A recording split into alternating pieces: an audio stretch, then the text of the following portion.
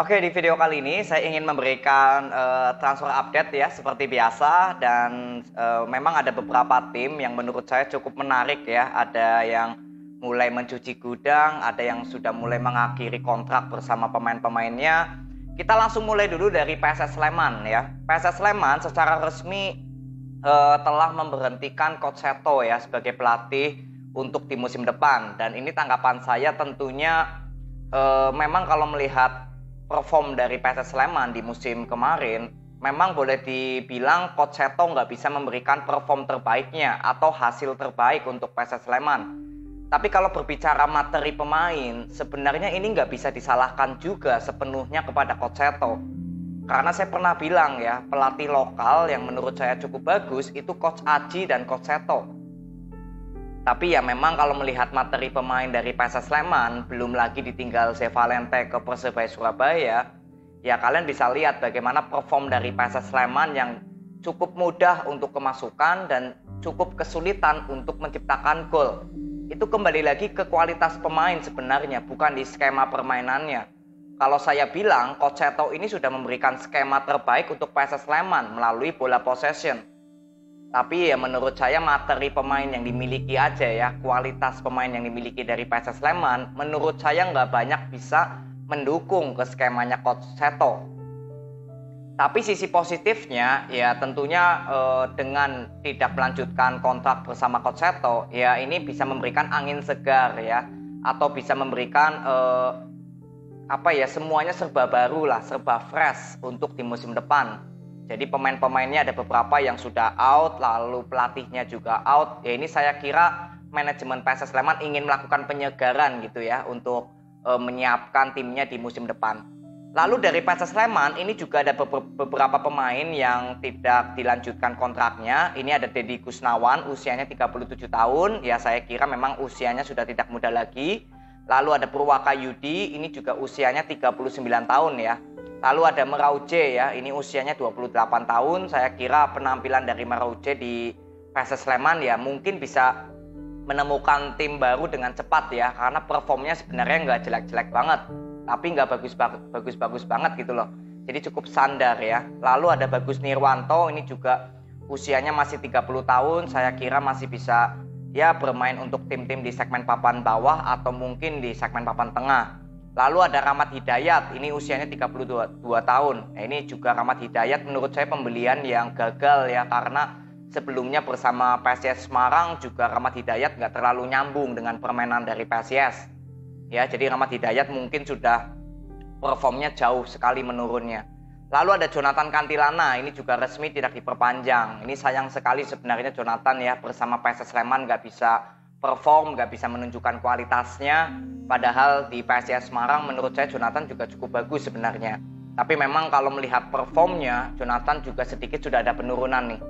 Ya, tapi PSS Sleman ini langsung mendatangkan Jonathan Bustos. Ini tentunya pembelian yang cukup bagus menurut saya, karena Jonathan Bustos ini bersama Borneo ini bermain cukup bagus ya. Selain memberikan gol, asisnya juga banyak.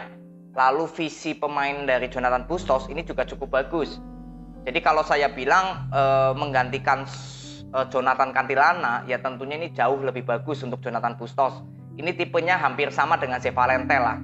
Tapi kalau Jonathan Bustos ini lebih banyak melakukan sprintnya juga bagus nih, melakukan overlap dan juga interceptnya nih Jonathan Bustos.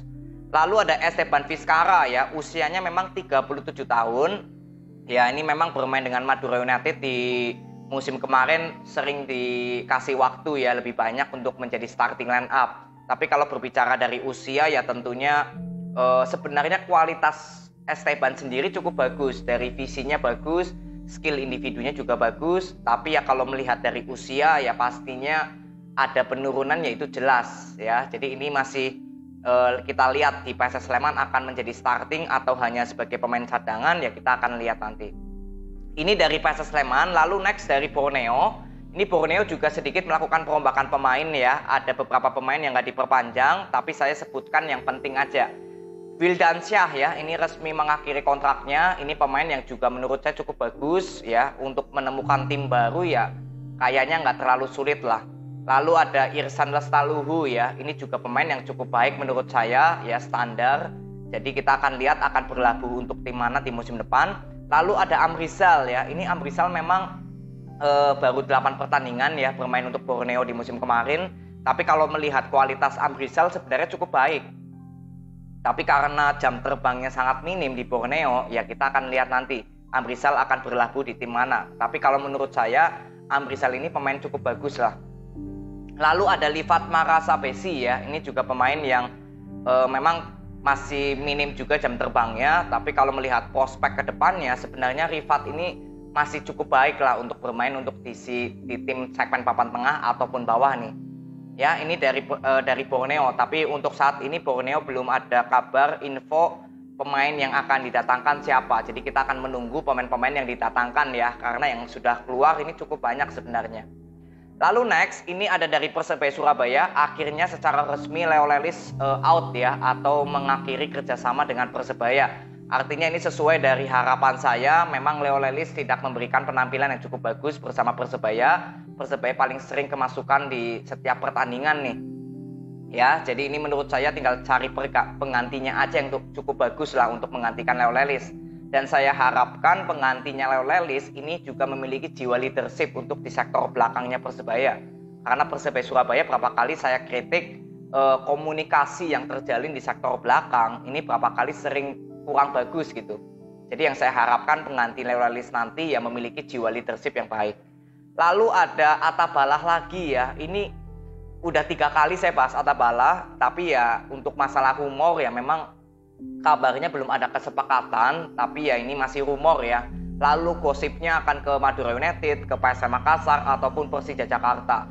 Ya artinya menurut saya jika Atabalah misalkan nanti gak bersama Persebaya, ya tentunya tim-tim papan atas pastinya banyak sekali yang menginginkan jasanya Atabalah.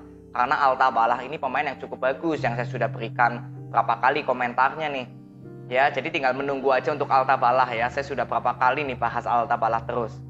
Lalu ada Sananta ya yang gosipnya akan ke Persija Jakarta. Ini tinggal menunggu pengumuman resminya aja.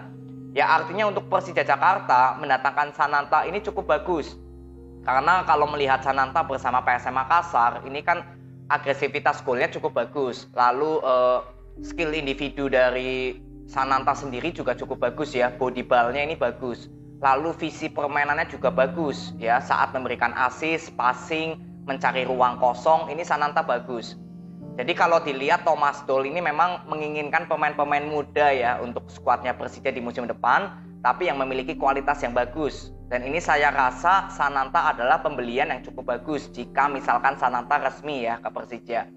Tinggal proses adaptasinya aja untuk Sananta nanti, karena permainan dari Thomas Doll dengan Bernardo Tavares di PSM Makassar ini kan sangat berbeda sekali ya gaya permainannya. Ya tinggal adaptasi aja bagaimana nanti Sananta dengan skema barunya Thomas Doll ya, Persija Jakarta ini akan seperti apa.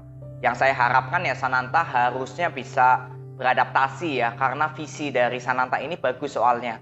Jadi kalau melihat proses adaptasi ya kembali lagi ke visi pemainnya aja udah. Kembali lagi visi Sananta ini bagaimana.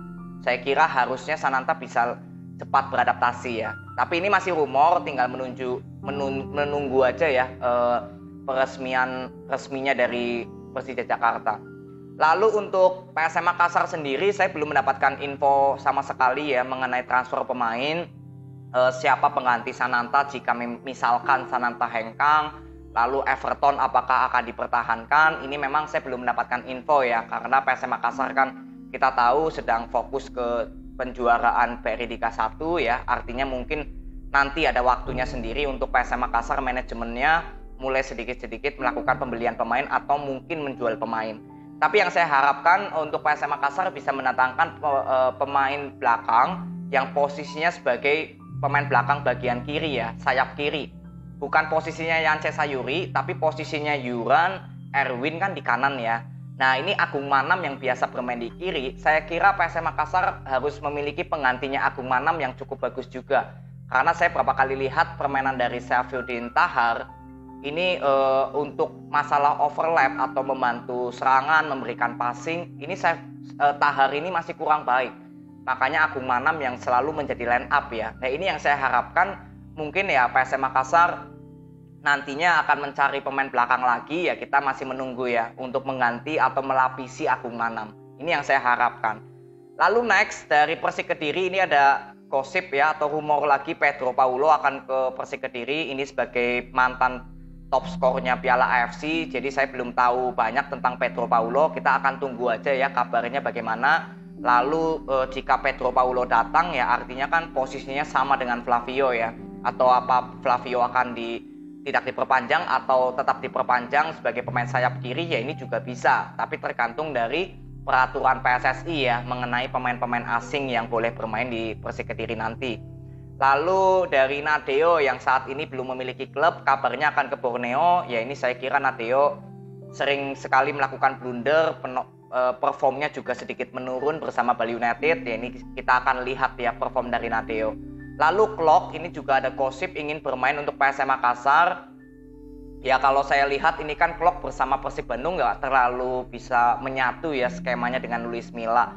Saya bukan berarti bilang Klok ini jelek ya, tapi kalau yang saya bilang Klok ini nggak bisa menyatu dengan permainannya Luis Milla.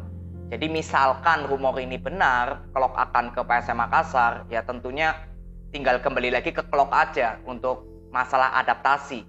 Kalau secara kualitasnya Klok ya memang cukup bagus. Klok memiliki akurasi passing yang cukup bagus menurut saya. Shoot-shootnya juga dari luar kotak penalti cukup bagus. Tinggal adaptasinya aja untuk Klok nanti. Tapi memang ini masih sekedar rumor ya, nggak terlalu bisa dianggap serius. Karena Klok juga gosipnya tetap ingin stay bersama Persib Bandung di musim depan.